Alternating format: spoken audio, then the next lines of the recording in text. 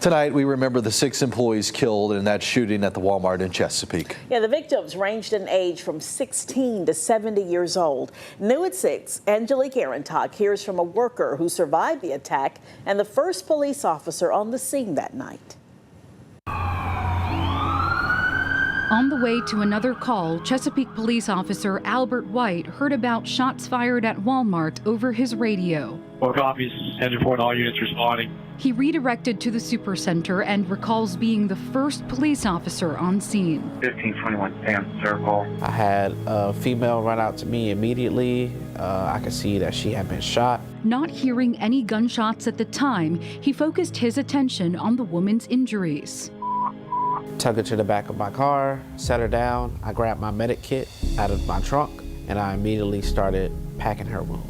His partners arrived, and a man came out of the store with a gunshot wound. Although Officer White was only 4 months off of field training, he acted quickly while keeping his cool. Our training that we get prepares us for high-intensity scenarios.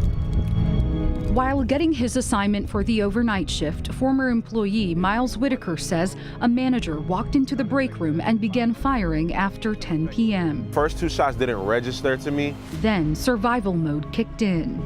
Went under one of the tables. I grabbed a chair and I shielded myself. He says he saw bullets flying everywhere. He managed to find a way out. Not knowing if he was coming behind us or not. And I just ran. The gunman injured several people and killed 6 employees before fatally shooting himself. The victims who died were Tanika Johnson, Brian Pendleton, Randy Blevins, Kelly Pyle, Lorenzo Gamble, and Fernando Chavez Barone. They were very sweet.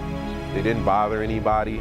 I just want people to remember who they were before it happened. Over the last year, Whitaker says his faith has grown stronger, and he wants everyone to hear this message.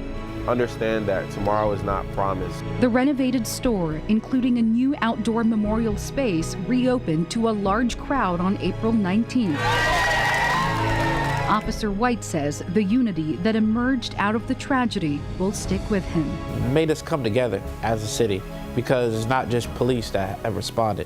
For the first time since the mass shooting, a lawsuit filed by one of the employees can move forward. A judge recently made that ruling in Chesapeake court.